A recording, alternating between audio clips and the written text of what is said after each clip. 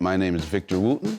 I'm a musician. My primary instrument is bass, but I like to do a lot of other things too.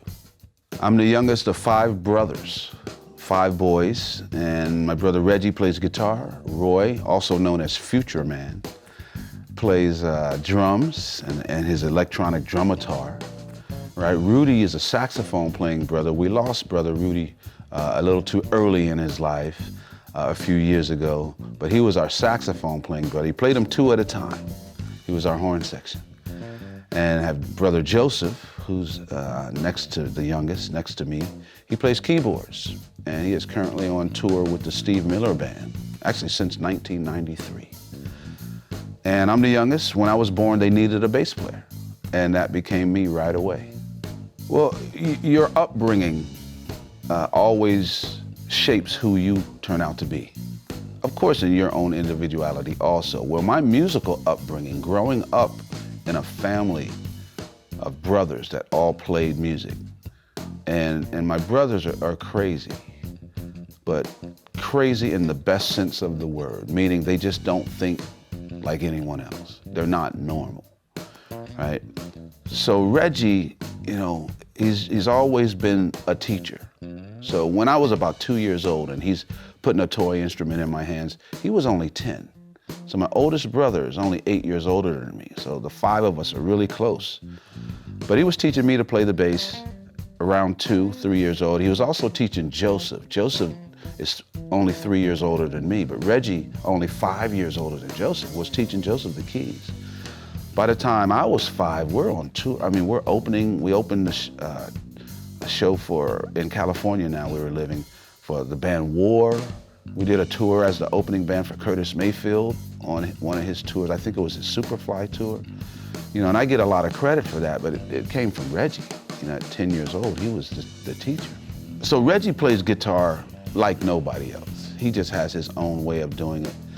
Roy, known as Future Man, invented his own instrument, but he's always been into his own thing. You know, he has a kick drum right now that is turned sideways so he can hit the top of it while he's kicking the bottom of it. It's just, and then it's got F holes on the side to let the sound out. I mean, he's just always thought differently. And like I said, Rudy was playing 2 saxophones. He used a C melody sax, which people don't play anymore. A C melody and an alto. So he had these minor thirds, and we were playing all this James Brown, Earth, Wind and Fire, all these bands like Chicago that had horn sections. And he's playing the parts, right? So different, right? And Joseph playing keys because he was young when he was learning. He couldn't play these big chords or these runs with one hand. So he has this 2-handed thing going on where he's playing these fast runs, man. It's just amazing. So when I came along, I was just a little kid who wanted to be like his big brothers. So more than their way of playing, it was their mentality of how they thought, their openness, their adaptiveness. In other words, if I look at my brother who plays sax, right? If I turn that to the side, it looks just like a guitar player. So I could see that as a kid because of how I learned to think and how I learned to view life.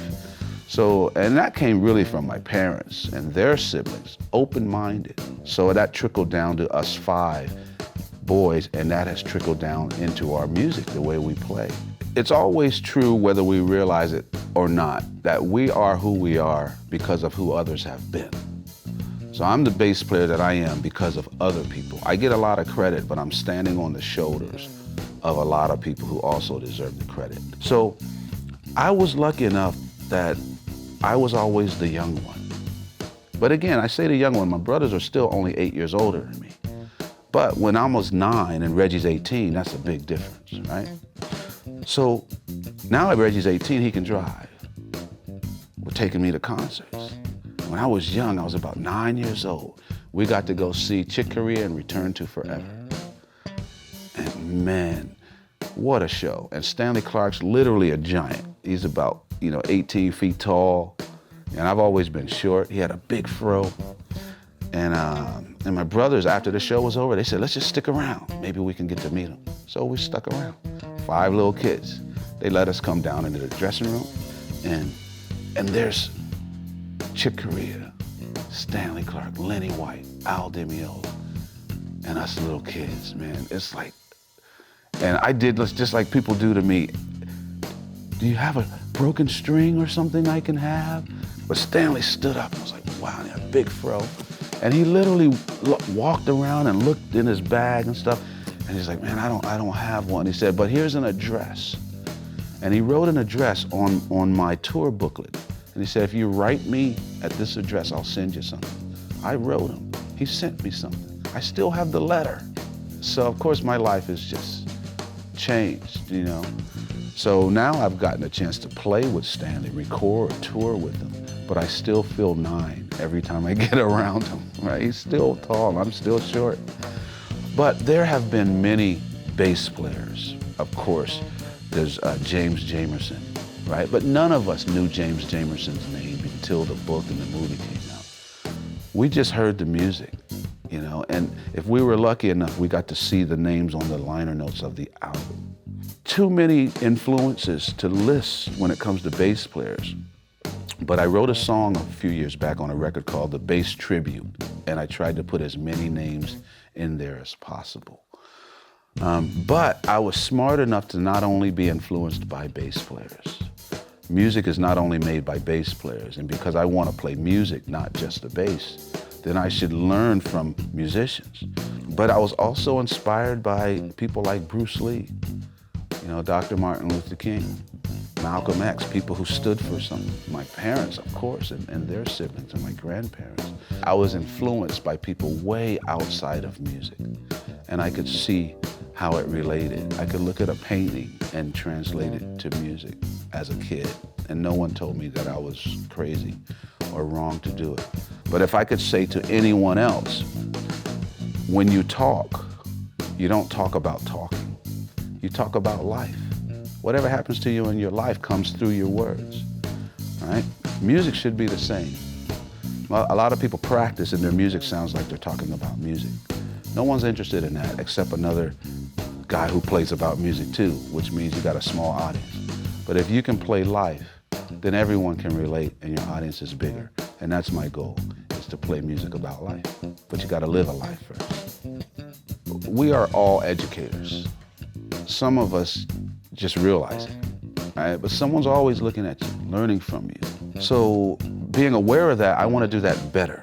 And I want to do what people did for me. I want to be able to provide that for other people. I want to get better at it so I can do it better. Since I know I'm doing it anyway, we're all doing it, why not get better at it? But I enjoy it. I really enjoy seeing somebody learn something and see their eyes widen and glass over at the realization of what they did.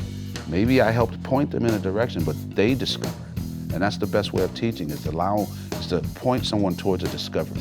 To me, that's the best teachers, who help you discover and fall back in love with yourself. And I love that feeling. And people call it giving back, and if you want to call it that, if that works for you, that's fine. But it seems like when you teach, it completes the circle of what you know. It forces you to have to know what you know better. So a part of it is still about me. If you want to call that egotistical, do it. But if I'm better, I have more to give. To me, a good teacher is really just a professional student. We've become so good at learning that I can even teach you how to learn. And I'm all about that. In my lifetime, I've been very fortunate to have been able to play with a lot of wonderful musicians, even a lot of my heroes. But I do believe the main reason that I get the ability to do that is my approach even before I go in. My approach is to make you sound better. A lot of people's approach is to show how good I sound. Let me show you how good I can play. My guess is if you hired me, you think I can play. I don't have to show you that. I want to show you how good you sound. If you fall in love with yourself playing with me or playing with anybody, you're going to call those people back again. And so that's what was going on in the 60s, 70s. You had these rhythm sections that they're making documentaries about now, the Funk Brothers, the Wrecking Crew, all these people at Motown and stuff. It wasn't about let me do my thing. It's about your thing. We're going to make it better. And I'm from that school. If I play with you, my goal is you're going to sound better. I love the jobs that I get where I get to be a bass player. There's not enough, in my opinion, not enough curriculum for that.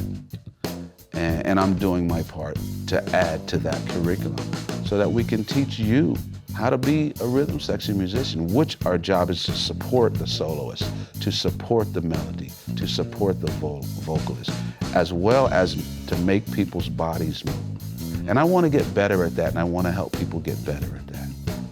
I was at a place, I don't remember how many years ago, 15 years ago or so, where I was looking for a speaker company to use and possibly endorse.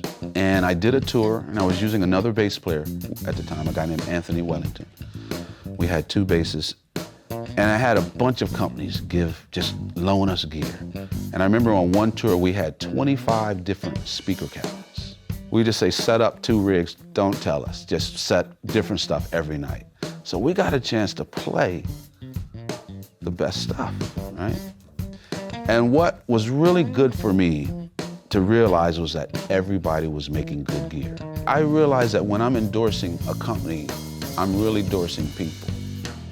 For me, it's like a marriage. I'm not marrying what you look like, right? I'm marrying who you are. What you look like might get my attention, but we gotta go beyond that. I just took 5 of the cabinets that maybe I liked the best or whatever, and I started contacting them, because now I gotta know who's making it. Who am I gonna have to deal with every day? And to make the story short, Hartke won, hands down, no question, easy, no decision to be made. You know, started making relationships now with people. There's a guy named Larry Hartke, really? Who is he? If I'm gonna be endorsing this guy, I need to like this guy and he needs to like me. Let's get together, you know. Got his shades on all the time at night. I'm like, this dude is cool. Then, Larry Hartke did an ad on the back of Bass Player magazine. He put his cell phone number on there. Said, if you have questions, call me. I'm like, this dude is kind of cool or kind of crazy or both, right? And I found out he was both. I liked it, right? But I met a guy named Jack Knight, wonderful bass player. He's the president of Hartke. I fell in love with this guy. But we just hit it off as people, as friends. You know, honest guy, family man, and just understands and gets it. The gear can sound good, but I want to represent something beyond what it sounds like. And with Hartke, I visited the factory. I got to talk to workers. Workers had been there for decades, and they were loving their work and their job. And I'm saying, this is something I can stand behind as well as stand in front of. It started with the sound, the ingenious idea of a high drive hybrid speaker, half aluminum, half paper, so you get the best of both worlds. But it was the people behind it that sold me, that sealed the deal. It's just great gear all the way around, you know?